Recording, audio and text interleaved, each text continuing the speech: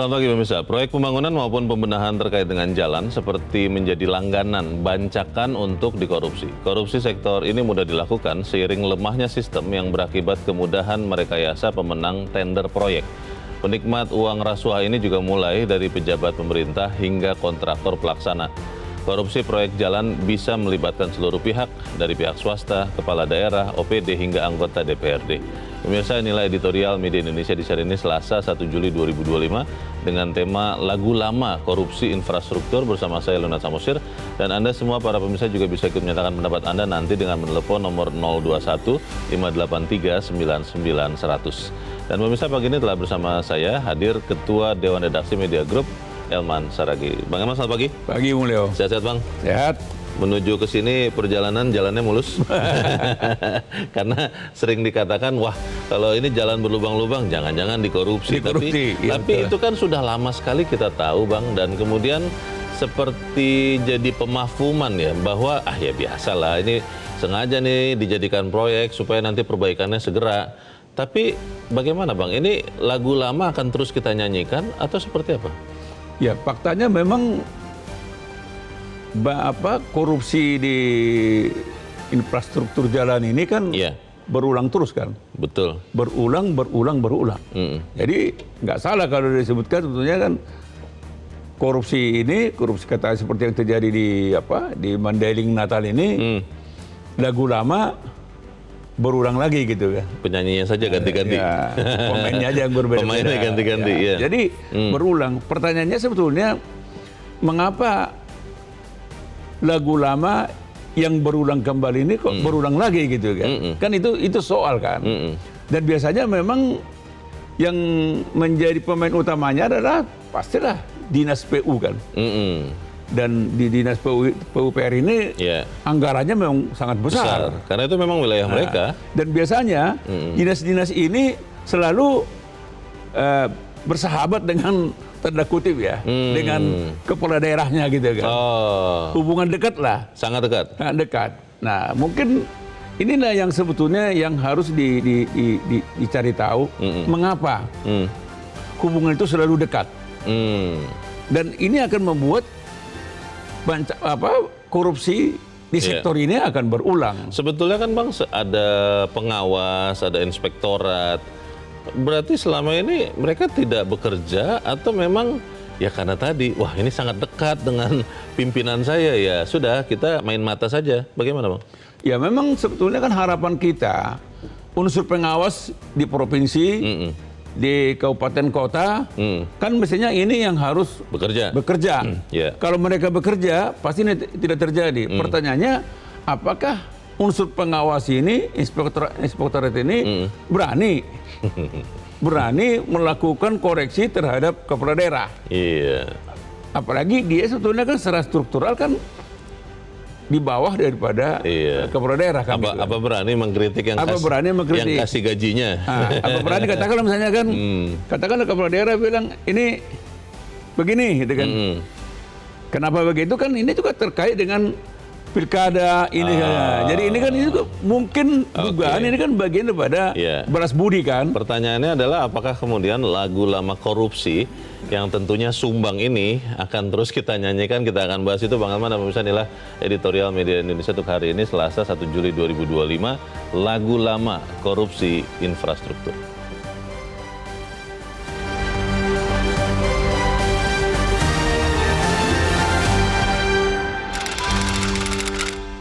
Lagu lama korupsi infrastruktur.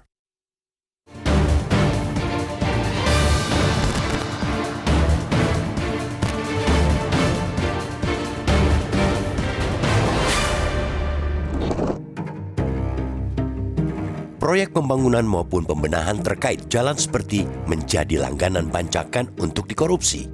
Korupsi sektor ini mudah dilakukan seiring lemahnya sistem yang berakibat kemudahan merekayasa pemenang tender proyek. Penikmat uang rasuah ini juga mulai dari pejabat pemerintah hingga kontraktor pelaksana. Korupsi proyek jalan bisa melibatkan seluruh pihak, dari pihak swasta, kepala daerah, OPD, hingga anggota DPRD. Pihak swasta menyuap pengambil keputusan demi memenangkan lelang proyek. Kecurangan diduga memang sudah didesain sejak awal, yaitu saat masih tahapan perencanaan. Pintu masuk celah korupsi ini berawal dari dinas di pemerintah daerah atau organisasi perangkat daerah ODP yang melakukan perencanaan hingga mengalokasikan anggaran. Ketika proyek dan anggaran itu sudah diketok palu dan masuk ke tahap teknis, terjadilah markdown, menurunkan atau memperkecil anggaran, kapasitas material, dan sebagainya dengan tujuan mengantongi keuntungan dari proyek jalan. KPK pernah mengungkapkan bahwa anggaran untuk pembangunan jalan biasanya hanya tersisa 50%, separuhnya lagi menguap untuk suap dan keuntungan kontraktor, yakni 30% untuk suap dan 20% keuntungan diambil kontraktor. Alhasil tinggal 50% dana yang benar-benar tersedia untuk pembangunan jalan. Akhirnya terjadi pengurangan kualitas jalan yang tak sesuai dengan anggaran awal yang ditetapkan. Spesifikasi materialnya rendah dan bisa dipastikan lebih rentan rusak. Akibatnya, jalan baru dibuat atau diperbaiki belum setahun sudah bopeng. Modus korupsi inilah yang juga dipakai para pelaku rasuah yang tertangkap tangan oleh Komisi Pemberantasan Korupsi dalam proyek pembangunan jalan di wilayah Sumatera Utara. KPK mengungkapkan total nilai proyek jalan yang menjadi bancakan itu mencapai 231,8 miliar rupiah. 6 orang yang ditangkap dalam operasi itu diterbangkan ke Jakarta Jumat 27 Juni. 5 orang jadi tersangka, diantaranya Kepala Dinas PUPR Provinsi Sumut, Topan Ginting, serta seorang pejabat Kementerian PU dengan posisi PPK Satker PJN Wilayah 1 Sumut, Helianto. Artinya, perilaku korup ini melibatkan jajaran pejabat Pemprov Sumut dan Kementerian PU. Korupsi dalam proyek infrastruktur memang selalu melibatkan banyak pihak, menunjukkan bahwa jaringan korupsi infrastruktur ini seperti gurita. Terbongkarnya kasus ini tentu diharapkan mampu dituntaskan KPK. Terisik semua pihak karena selama ini korupsi proyek infrastruktur daerah banyak jadi alat barter balas budi politik. Tidak terkecuali KPK mesti memastikan terlibat atau tidaknya Gubernur Sumut.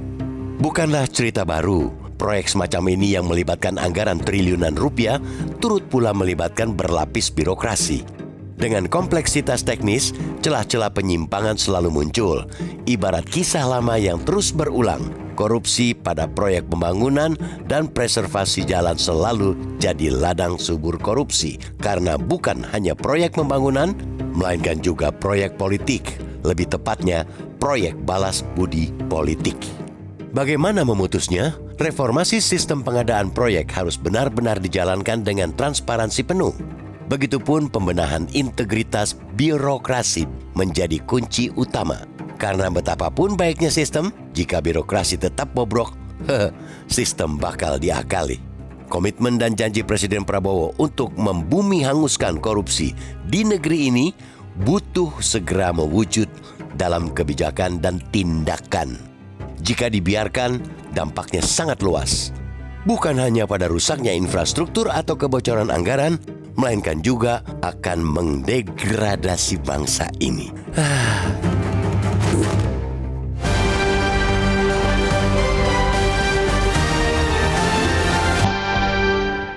Di bagian berikut Anda bisa ikut menyatakan pendapat Anda. Pemirsa, untuk saat ini tetaplah bersama kami.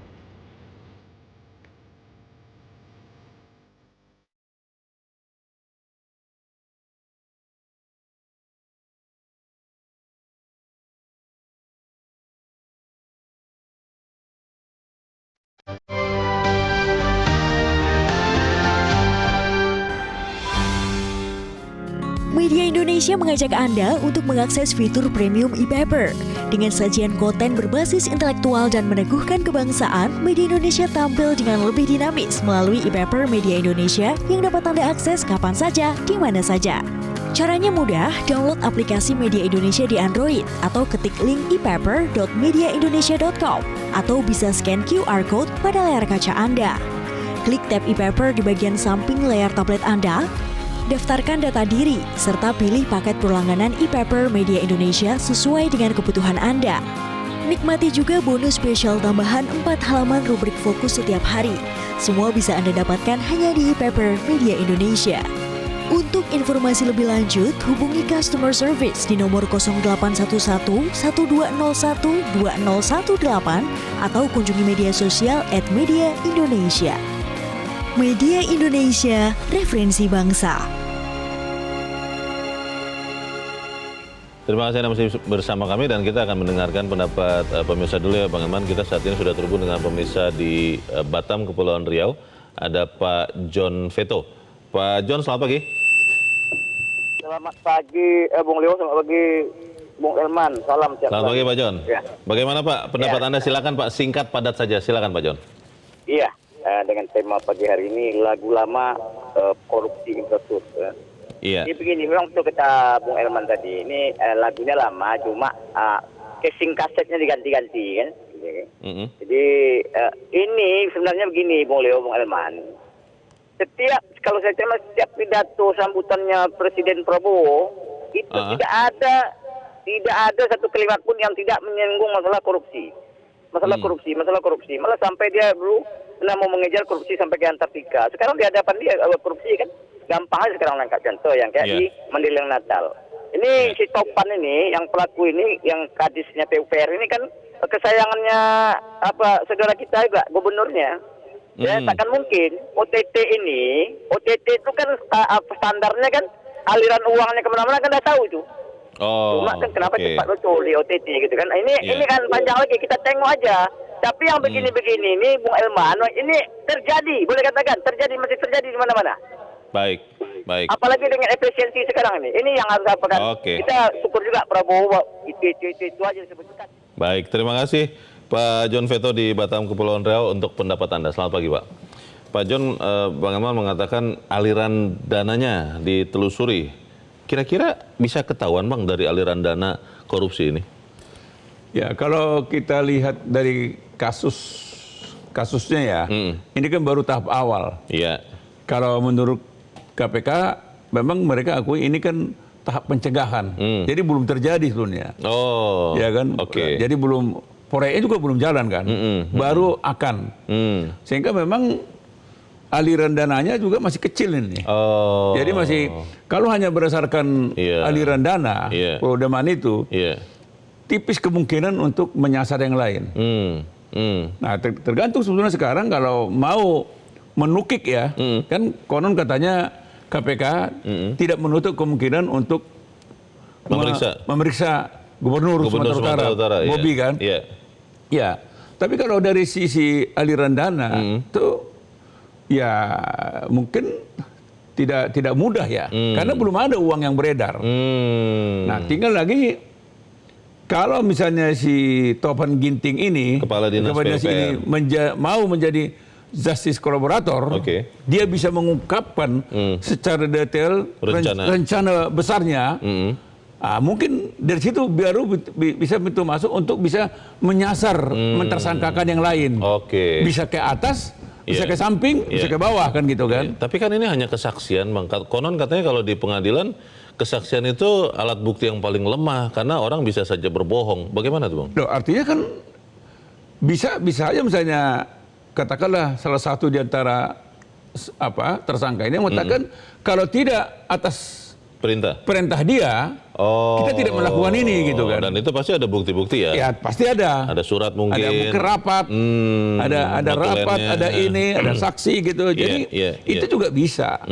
Jadi memang sangat tergantung kepada salah satu talent dalam hal ini kepada dinas PU-nya.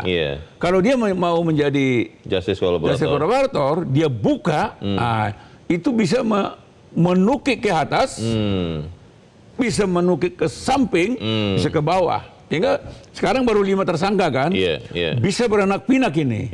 Tergantung bagaimana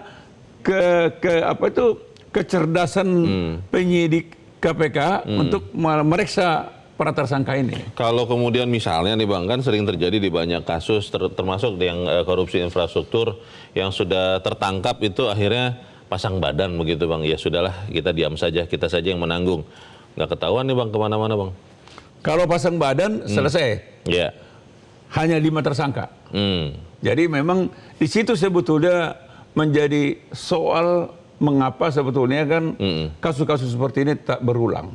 Karena selalu diselesaikan hanya di tingkat pelaksana aja kan. Dilokalisir di situ. Istilahnya kalau dalam istilah mafioso itu semuanya pecah di perut.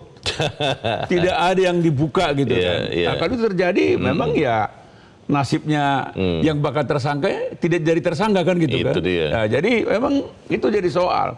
Tapi sebetulnya kalau KPK mau lebih tajam dengan berbagai cara, mestinya bisa. Mestinya bisa. Harusnya bisa. Harusnya bisa. Pertanyaan besarnya adalah begini Bang, ini kan untuk kesekian kalinya korupsi infrastruktur. Kembali lagi tadi, kalau pengawasnya atau inspektorat itu adalah anak buah dari kepala daerah, yang secara sederhana adalah orang yang menggaji dia, apa mungkin kemudian dia akan mengatakan atasannya ini salah, atasannya ini ikut korupsi?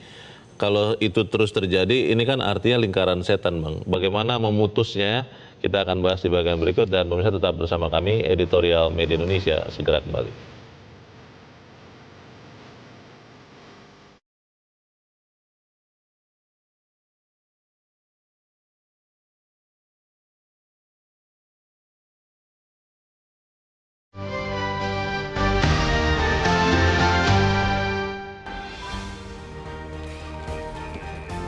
Terima kasih Anda masih bersama kami dan kita ada di bagian akhir diskusi kita pagi ini. Bang Elman, selalu kalau kita lihat di kasus-kasus korupsi ya, termasuk yang terkait infrastruktur, kita masih ingat ada kasus dulu yang melibatkan kader-kader partai yang lain. Saya tidak sebut namanya tapi orang-orang sudah tahu itu karena mereka rame-rame mengatakan tidak kepada korupsi. Ternyata kemudian sekian waktu kemudian korupsi. Tapi diduga ada tokoh yang akhirnya lepas. Nah, dalam kasus ini Bang di Sumatera Utara ini, apa iya kemudian masih bisa ditelusuri sampai yang katanya Kepala Dinas PUPR ini adalah orang dekat dari gubernur? Apa iya Bang kemudian gubernur pun bisa diperiksa Bang? Bagaimana Bang? Ya begini Bung Loy ya, memang kasus ini kan betul-betul heboh. Kita pun kaget. Iya. Artinya kasus begini udah biasa. Tapi khusus kali ini kasus korupsi di Madinah ini heboh betul. Kenapa ya Bang? Nah, karena di situ ada Gubernur Sumatera Utara Bobi Nasution kan. Jadi seorang langsung mengkait-kaitkannya. Padahal sebetulnya tidak boleh juga begitu. Kita harus praduga tak bersalah. Iya, jangan terus menuduh gubernurnya ikut-ikutan kan. Bisa saja kepala dinasnya. Bisa aja kan ini kadang-kadang masyarakat terus tapi menurut pandangan kita bagus juga kasus ini KPK jadikan sebagai sebagai contoh kasus untuk mencoba menumbuhkan rasa percaya masyarakat lagi kepada KPK. Artinya memang KPK yang selama ini dianggap tumpul sudah lunglai. Siapa bilang? Ini coba kurang dahsyat apa ini? Nah sekarang pertanyaan masyarakat, berani nggak KPK untuk menuntaskan ini? Jangan, walaupun saya katakan tadi ini tidak mudah, tapi kalau memang ada niat daripada KPK untuk mengembalikan kepercayaan masyarakat bahwa KPK itu masih ada dan masih punya taji, coba kasus ini dia jadikan awal untuk mengembalikan harga dirinya KPK, rasa percaya dirinya KPK, trust masyarakat terhadap KPK. Nah coba, berani nggak untuk menuntaskan ini? Tapi kalau hanya seperti yang Bung Leo katakan tadi, hanya 5 tersangka saja, ya memang masyarakat lagi-lagi kan, nah nggak berani kan? Nah dan seperti yang Anda katakan tadi, kasus-kasus yang dulu itu juga, yang katakan tidak itu kan juga hanya di level pelaksana. Tapi kan masyarakat kan dulu menduga-duga. Ada si ini nih. Ada nggak mungkin ini. Si itu harusnya ikut. Nah ini juga harus KPK harus berani membuktikan ini. Kalau memang tidak ada, clear. Inilah jelas pembuktiannya. Inilah jelas pembuktiannya. Dan memang orang nggak meragukan KPK. Tapi kalau nanti memang katakanlah misalnya sudah ada, katakanlah informasi dari salah satu tersangka mengarah, tapi tidak follow up. Sudah dipastikan. Ini masyarakat akan mengatakan ternyata memang KPK ya begini aja kan itu. Iya. Gitu. Bang, sedikit terkait dengan korupsi infrastruktur ini. Ada tidak jalan keluar supaya kemudian inspektorat itu atau ya pengawas-pengawas itu akhirnya memang benar-benar ada gunanya, Bang? Sebetulnya itu tidak mudah. Tetapi kan mestinya gini. Dari awal sudah harus diingatkan bahwa khusus untuk kepala dinas PUPR memang nggak boleh terlalu dekat dengan kepala daerah. Nah, itu salah satu. Sehingga memang dari awal orang sudah waspada kan. Tapi ini kan konon katanya kepala dinas PU ini kan dulunya kan camat. Dari camat langsung kepala dinas PU di langsung Kota Madia. Habis Kota Madia Medan, habis itu pelaksana tugas Sekda Kota Madia Medan. Begitu Pak Bobi jadi gubernur, dia pun ikut jadi kepala dinas PU. Nah, ini dari awal sebetulnya kan orang, jadi sekali lagi katakan salah satu di antara untuk mencegah itu dicegah jangan sampai kepala dinas PU bersahabat dengan kepala daerah di mana saja pun. Kita harap dan kita tunggu sama-sama langkah dari KPK untuk memastikan bahwa memang semua warga negara bersamaan kedudukannya di hadapan hukum. Bang Elman, terima kasih sudah di tempat ini. Selamat pagi, Bang. Dan pemirsa, kita berharap betul bahwa lagu lama korupsi infrastruktur ini tidak terus dinyanyikan dan kita tetap melihat bahwa negara ini adalah negara hukum yang mengedepankan hukum dan semua warga negara bersamaan kedudukannya di hadapan hukum. Saya Leonard Samosir, berterima kasih Anda sudah menyimak editorial Media Indonesia pagi ini. Terus jaga kesehatan Anda, terus jaga nurani Anda. Selamat pagi, sampai jumpa.